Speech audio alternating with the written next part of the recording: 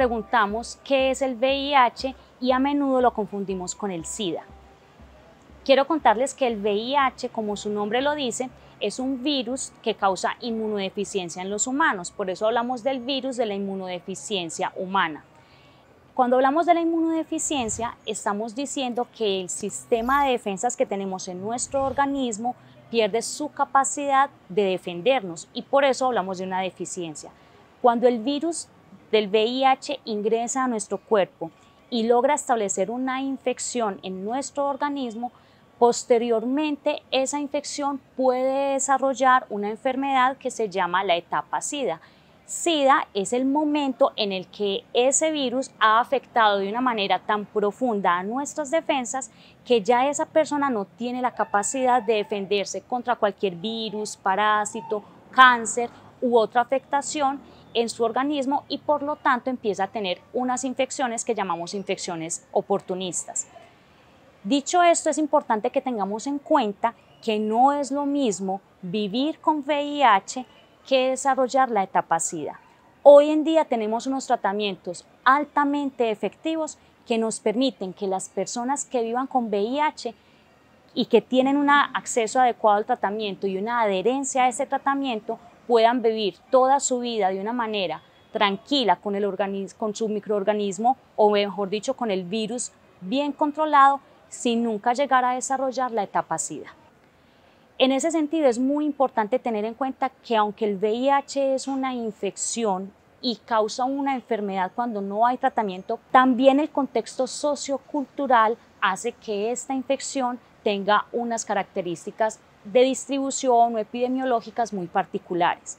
Infortunadamente, en esta infección prima el estigma social y la discriminación social, porque todavía tenemos desinformación acerca de cómo se adquiere la infección, cómo se transmite y asociamos a las personas que tienen la infección con conceptos prejuiciosos en la sociedad que lleva a tener entonces un proceso negativo de discriminación con estas personas. Realmente ese es un punto álgido en este tema porque ese proceso de estigma y discriminación que se da desde la sociedad hacia la persona que vive con VIH e incluso en sectores como el sector de la salud hacia la persona que vive con VIH genera unas barreras grandísimas en los temas de prevención, de acceso a los servicios de salud y de acceso a los tratamientos. Por eso es muy importante que nosotros entendamos que si bien es cierto que el VIH es una infección o una enfermedad, el SIDA en este caso, biológica, en mis palabras, siempre hablo de que el VIH también padece como una enfermedad sociocultural. Justamente para que podamos entender la realidad del VIH y tener una información veraz acerca del mismo y con ello poder disminuir los índices de estigma y discriminación, es importante que tengamos en cuenta lo siguiente. Primero, una persona que vive con VIH hoy en día es una persona que puede vivir el resto de su vida sin pensar en que se va a morir como pasaba en 1980.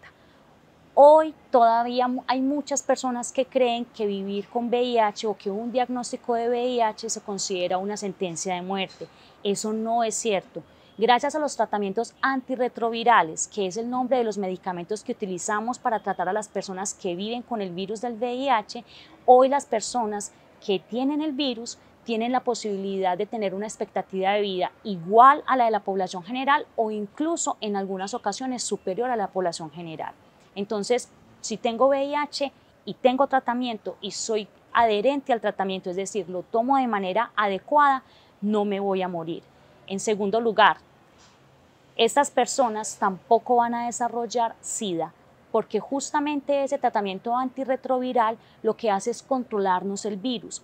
Al controlar el virus en el cuerpo, se impide que estas personas lleguen al desarrollo de SIDA porque el virus no va a estar en la capacidad de disminuir o afectar las defensas para que desarrollen entonces la inmunodeficiencia. Entonces, como segunda conclusión, yo no me muero por vivir con VIH y tampoco voy a desarrollar SIDA siempre y cuando esté con un tratamiento adecuado y sea adherente al tratamiento.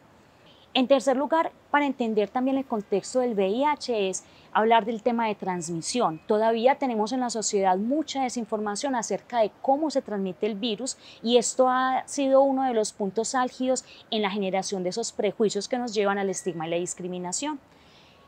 Todas las personas que tenemos una vida sexual activa tenemos riesgo de adquirir VIH, independientemente de nuestra edad, de nuestro sexo, de nuestra orientación sexual, de nuestra identidad de género, de nuestra nacionalidad o de nuestra raza. Entonces es importante entender que aunque hay poblaciones que pueden ser más vulnerables, cualquier ser humano que tenga una vida sexual activa está en un potencial riesgo de adquirir el VIH. En palabras sencillas, el VIH no discrimina ni de religión, ni de sexo, ni de raza, ni de ningún tipo de condición sociocultural. Con esta información es muy importante tener en cuenta entonces que esas posiciones en las que creemos que el VIH pertenece a poblaciones específicas como trabajadores y trabajadoras sexuales, como personas que pertenecen a las poblaciones LGBTIQ o más y otro tipo de poblaciones son equivocadas porque, como lo decíamos, cualquier persona con una vida sexual activa podría potencialmente adquirir el VIH. ¿Qué tenemos que hacer para no adquirir el VIH? Tener relaciones seguras. Lo más importante es usar preservativo y usarlo de una manera adecuada. Pero también hay que tener en cuenta que aunque tenemos una libertad como individuos de elegir cómo vamos a desarrollar nuestra sexualidad, es importante tener en cuenta que a mayor número de parejas sexuales, sea tenerlas todas al mismo tiempo o en un lapso de tiempo, pues entonces voy a tener una mayor posibilidad de tener contacto con el VIH o con cualquier otra infección de transmisión sexual. No estamos diciendo que el VIH afecta a las personas que tienen múltiples parejas sexuales. Tenemos muchísimos casos de personas que con una sola pareja sexual en toda su vida han adquirido la infección. Entonces no es asociar el VIH a un comportamiento específico, pero sí tener en cuenta que a veces asumimos comportamientos que son más riesgosos y que entre más riesgosos, más probabilidad vamos a tener de adquirir cualquier infección de transmisión sexual como el VIH. Es importante también tener en cuenta otra cosa. La gente de manera equivocada tiene mitificado en ese concepto de la transmisión. ¿Qué pasa si yo convivo con una persona con VIH? Cuando tú convives con una persona con VIH, aparte de que sea tu pareja, es decir, tu hermano, tu hijo, tu papá, tu vecino, tienes que tener en cuenta que no hay ninguna probabilidad de transmisión. El VIH solamente se transmite por vías específicas y muy especializadas. Quiero explicarme en ese punto. Con COVID-19, la COVID-19 es una infección al igual que el VIH causada por otro virus que se llama el SARS-CoV-2. Ese virus tiene una facilidad de transmisión muy grande. ¿Por qué? Porque se transmite a través de gotas y por eso sabemos que en esta pandemia hemos tenido que tener unas restricciones muy importantes en temas de distanciamiento social, de contacto humano, de manejo de tapabocas, porque ese virus se transmite de manera muy fácil simplemente con los aerosoles o goticas que eliminamos a través de nuestra boca, cuando hablamos, cuando estornudamos, etc. El VIH no se transmite de esa manera tan fácil. Para que pueda haber transmisión del VIH tenemos que tener condiciones muy especiales. ¿Cuáles son?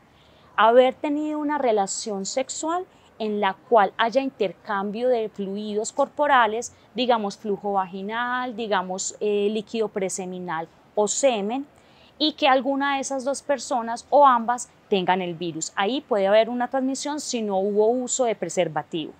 Otra condición que es muy rara, casi ya no se da, pero pues todavía podría ser una potencial forma de transmisión, es a través de las transfusiones sanguíneas. Vuelvo y repito, es muy raro que suceda hoy en día porque gracias a los exámenes de laboratorio y las condiciones de calidad que tenemos actualmente a nivel mundial para evaluar la calidad del componente sanguíneo antes de transfundirlo a un paciente, pues se ha disminuido muchísimo la probabilidad de transmisión, pero esa podría ser otra forma de transmitirse. La tercera vía es cuando hacemos intercambio de agujas o de instrumentos que en medicina llamamos de perforación percutánea. ¿Qué quiere decir eso? Cuando yo comparto agujas, por ejemplo, para hacerme un piercing, cuando yo comparto agujas para inyectarme drogas si soy usuario o usuaria de drogas intravenosas, esas agujas tienen contacto con la sangre del individuo que acaba de usarlas. Si yo la comparto con otra persona y yo vivo con el virus del VIH, no estoy en tratamiento y mi virus está en grandes cantidades en mi cuerpo, entonces yo puedo transmitir a esa otra persona ese virus a través de esa aguja. Entonces, en esa conclusión que queremos hacer de ese segundo punto, no debemos utilizar de manera compartida ningún tipo de objeto cortopunzante. Allí también es importante mencionar las cuchillas de afeitar. Todos debemos tener nuestras cuchillas de afeitar de manera individual, las barberas con las que nos perfilamos las cejas. Cualquier tipo de instrumento cortopunzante debe ser de uso individual para evitar entonces transmisión de infecciones como VIH y otro tipo de infecciones que también se podrían transmitir, por ejemplo, como hepatitis C o hepatitis B. Una última, o mejor, no última, sino otra forma de transmisión del VIH es la materno-fetal. Una mujer gestante que vive con el virus del VIH y que no está en tratamiento, transmite el virus a través de la placenta al feto en desarrollo. Hoy en día, sin embargo, es posible que las personas que viven con VIH puedan tener hijos sin VIH. Eso es otro también logro grandísimo que tenemos gracias a la ciencia, porque en años anteriores, al igual que como la gente se nos moría de SIDA porque no teníamos tratamientos efectivos, también teníamos unas tasas de transmisión vertical, es decir, de madre a hijo muy altas, pero hoy en día se ha podido disminuir eso y la meta mundial es que podamos llegar a 0 transmisiones verticales. Entonces, si observamos todas estas formas de transmisión, podemos entender que vivir con una persona que tiene VIH no nos pone en riesgo de adquirir la infección. Yo puedo besar a una persona que tiene VIH, yo puedo convivir, compartir los utensilios de la cocina, puedo vivir tranquilamente con ellos y no me confiere ningún tipo de riesgo para adquisición de este virus. Así que los invito a que cambiemos nuestra información, a que cambiemos nuestros conceptos y podamos seguir disminuyendo el estigma y la discriminación hacia las personas que viven con VIH. Hablemos del diagnóstico del VIH. ¿Cómo puedo saber si yo tengo VIH o no? Entonces, el diagnóstico de esta infección es un diagnóstico muy fácil porque hoy en día contamos con unas pruebas que llamamos pruebas rápidas. Estas pruebas rápidas funcionan como las pruebas caseras de embarazo. En algunos países como Canadá, Estados Unidos, alguna región europea, tienen ya de rutina el autotest para VIH, es decir, la persona puede acceder a ese test en la farmacia, hacerlo y funciona, como les digo, como una prueba de embarazo. En Colombia estamos en ruta de implementar ese autotest en nuestro país, en nuestra comunidad, pero las pruebas rápidas pueden accederse en cualquier tipo de institución prestadora de salud y también a través de diferentes campañas que se hacen para diagnóstico de VIH. Entonces, ese diagnóstico se hace a través de la toma de muestra de sangre o de una punción pequeña en el dedo, a partir de la cual se toman unas gotas de sangre y con ella verificamos si hay presencia del virus o no en las personas. Anteriormente, el diagnóstico de VIH, estoy hablando de tiempos muy atrás, en los años 90, era un poco incierto porque teníamos un periodo de ventana inmunológica muy grande para saber si realmente el individuo tenía o no tenía el virus. ¿Qué es un periodo de ventana inmunológica? Resulta que estas pruebas pueden hacer detección del virus de dos maneras, o porque confirmen o detecten directamente la presencia del virus en la sangre, o porque detectan anticuerpos que hemos desarrollado en nuestro organismo para defendernos contra el virus, y al verificar que esos anticuerpos son específicos contra el virus del VIH, se deduce que la persona está entonces infectada con el virus. Justamente la detección de esos anticuerpos era la que anteriormente nos daba la dificultad de poder tener la certeza de cuando el individuo estaba infectado por el virus del VIH, porque con las pruebas que se tenían disponibles para diagnóstico en esa época nos podíamos demorar hasta 6 meses después de haberse infectado el individuo en detectar esos anticuerpos. Eran 6 meses en los que no teníamos la seguridad de si el individuo había adquirido o no había adquirido el virus. Hoy en día es una historia totalmente distinta. Hoy en día tenemos pruebas de tercera y de cuarta generación, que es como las llamamos en nuestro medio científico, y que nos dicen que con las pruebas de tercera generación tenemos la capacidad de detectar los anticuerpos dirigidos contra este virus del VIH, incluso con un periodo de ventana inmunológica tan cortico como de 3 meses. Es decir, si cuando usted se haga la prueba de VIH, le están haciendo una prueba de tercera generación y esta prueba le sale negativa, usted va a estar seguro de que hasta hace 3 meses usted no tenía VIH. Pero tenemos también las pruebas de cuarta generación, que son mucho más potentes en detectar el virus o los anticuerpos de una manera más rápida. En estas pruebas podemos detectar el virus con tan solo 21 días después de haberse adquirido la infección. Entonces, si yo voy a mi servicio de salud y me hacen una prueba de cuarta generación y esta prueba me sale no reactiva o negativa, quiere decir que hasta hace 21 días yo tengo la certeza de que no tenía VIH. Pero es importante tener en cuenta entonces cómo se interpretan esos resultados cuando las personas sí tienen el virus. En este caso, cualquiera de las dos pruebas que se haga, tercera o cuarta generación, salen reactivas, que quiere decir que se detectó el virus o se detectaron anticuerpos contra el virus o ambos, y pasamos a hacer entonces siempre una segunda prueba, que es la prueba confirmatoria, es decir, cuando tenemos la primera prueba reactiva, tenemos una alta sospecha de que la persona tiene la infección, pero siempre lo debemos comprobar con una segunda prueba. Una vez se haga la segunda prueba, si esta segunda prueba vuelve a salir reactiva, con eso confirmamos el diagnóstico de VIH de la persona.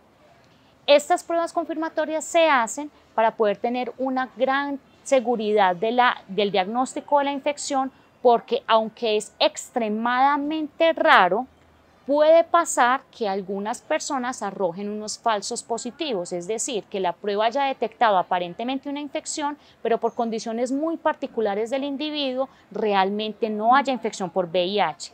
Por eso siempre el protocolo internacional genera que recomienda mejor que hagamos las pruebas en 2 pasos. Muy importante este punto.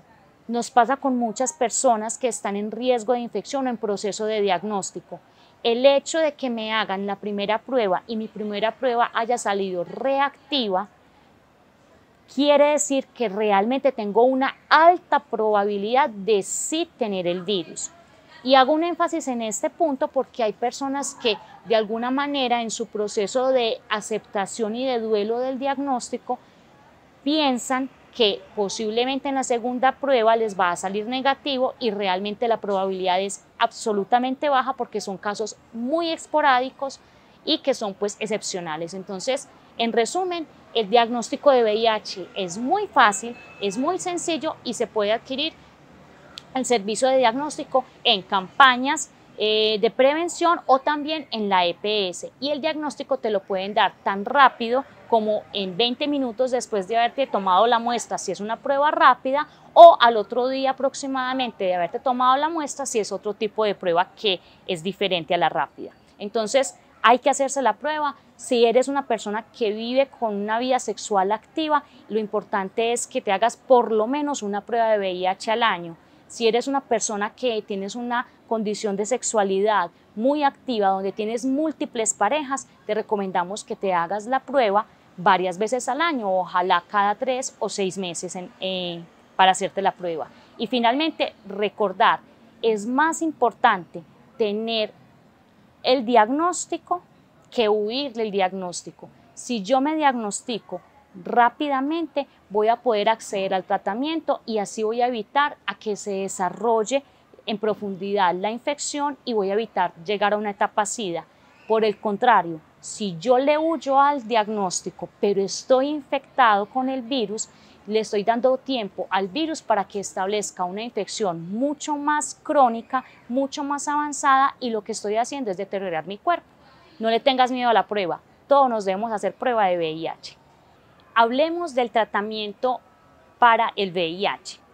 Es importante que tengamos en cuenta que a hoy, año 2021, todavía no tenemos una cura para el VIH, pero sí tenemos tratamientos antirretrovirales que son muy efectivos y que permiten tener un control de la enfermedad. Entonces, ¿cómo hacemos justamente para controlar el virus en las personas que viven con VIH? Los medicamentos antirretrovirales lo que hacen es disminuir la capacidad de replicación del virus, es decir, en palabras muy sencillas, que el virus que tenemos en nuestro cuerpo no esté replicándose o mejor reproduciéndose para que tenga más nuevos virus. Nosotros llamamos a esto, o mejor a la cantidad de virus que están circulando en el cuerpo de una persona, como la carga viral. La carga viral es justamente uno de los exámenes que hacemos de manera periódica en las personas que viven con VIH para tener una vigilancia de cómo está esa tasa de reproducción del virus. ¿Será que el tratamiento está funcionando o no está funcionando? Y justamente con ese tratamiento nuestro objetivo final es que esa carga viral se vuelva indetectable. ¿Qué quiere decir esto? Que la persona que esté tomando de manera adecuada el tratamiento antirretroviral, cuando ese tratamiento ya esté funcionando en su totalidad, va a ser una persona que tiene una cantidad tan mínima de virus circulando en su cuerpo que nosotros la llamamos como indetectable, y que hace referencia a que son cantidades absolutamente mínimas que nos garantizan dos cosas. La primera de ellas, que el tratamiento está funcionando y por lo tanto la persona no va a desarrollar una etapa SIDA si continúa en esta misma condición de tratamiento. Y en segundo lugar, que el virus no se transmite. Eso es muy importante porque este fue un resultado científico reciente en el que ya tenemos la certeza de que una persona que vive con VIH, que toma su tratamiento de manera adecuada, que es adherente a ese tratamiento y que su carga viral es indetectable, no transmite el virus a través de sus relaciones sexuales, como lo hemos explicado previamente. Entonces, es importante concluir que puedo vivir una vida plena con VIH. Por supuesto que tener VIH sí implica otro tipo de situaciones, como tener de pronto más probabilidad de desarrollar un cáncer, de tener algunas otras comorbilidades asociadas con el virus, pero hoy en día tener VIH no es una sentencia de muerte porque tenemos un tratamiento completamente efectivo que nos permite tener una calidad de vida muy buena y una expectativa de vida completamente comparable con la población general. Es importante también que tengamos en cuenta otras dos estrategias que son de prevención de adquisición del virus y que están basadas en el uso de antirretrovirales. Entonces, recordemos que el antirretroviral son los medicamentos que controlan el virus del VIH, ¿cierto? Hay dos terapias o dos formas de prevenir la infección por el virus que se llaman la PrEP o la PEP. La PrEP es la terapia de profilaxis preexposición. ¿Qué quiere decir eso? La PrEP es utilizar los medicamentos antirretrovirales para prevenir que una persona que esté en alto riesgo de infectarse con el virus adquiera esa infección, y se utiliza actualmente en poblaciones que tienen un alto riesgo de adquirir el virus, como lo decíamos anteriormente. ¿Quiénes son estas personas? Por ejemplo, deberían ser personas en condición de privación de la libertad, personas trabajadores o trabajadoras sexuales, personas que tienen una pareja que vive con VIH y que no está todavía en un nivel de carga indetectable o que no tienen la posibilidad de hacer una limitación de la transmisión a través del tratamiento. Personas que tienen un alto número de intercambio de parejas sexuales y que por lo tanto podrían estar en un riesgo mayor de adquisición del virus. Entonces, la terapia PrEP es una terapia que utiliza unos de los muchos medicamentos que hay para tratar el VIH y se administra o se suministra mejor a las personas que están en alto riesgo para que lo tomen y así puedan evitar la adquisición del virus. Contrario a esto, tenemos la terapia PEP. P de Pedro, E de enano, P de Pedro nuevamente. Lo digo para que podamos diferenciarlo sobre la previa. El PEP es una terapia post-exposición. A diferencia de la anterior, estos antirretrovirales se utilizan en las personas que han tenido alguna relación de riesgo.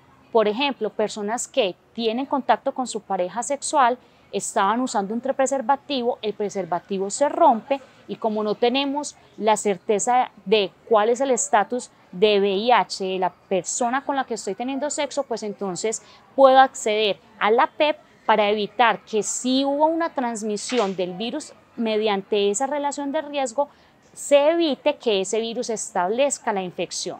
Aquí es muy importante aclarar que la PEP tiene que tomarse máximo 72 horas después de que se haya dado esa relación de alto riesgo.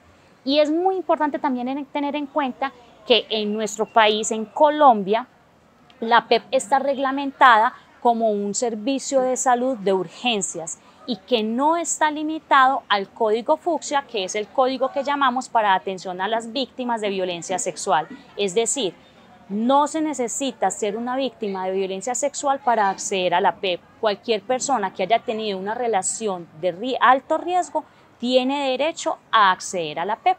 Obviamente ya en otros países tenemos diferentes normativas en el manejo tanto de la PEP como la PrEP y como los antirretrovirales de acuerdo a los sistemas de salud específicos de cada país. La última cosa que debemos tener en cuenta es que en Colombia, de acuerdo a las últimas guías de práctica clínica del VIH que fueron publicadas en octubre de 2021, recientemente, se genera la recomendación de utilizar PrEP en la población colombiana, cosa que todavía no teníamos acceso a ello antes de que saliera esta guía de práctica clínica. Es decir, hoy en Colombia las personas que pertenecen a poblaciones de alto riesgo para adquisición de VIH deben tener acceso a PrEP a través de sus EPS.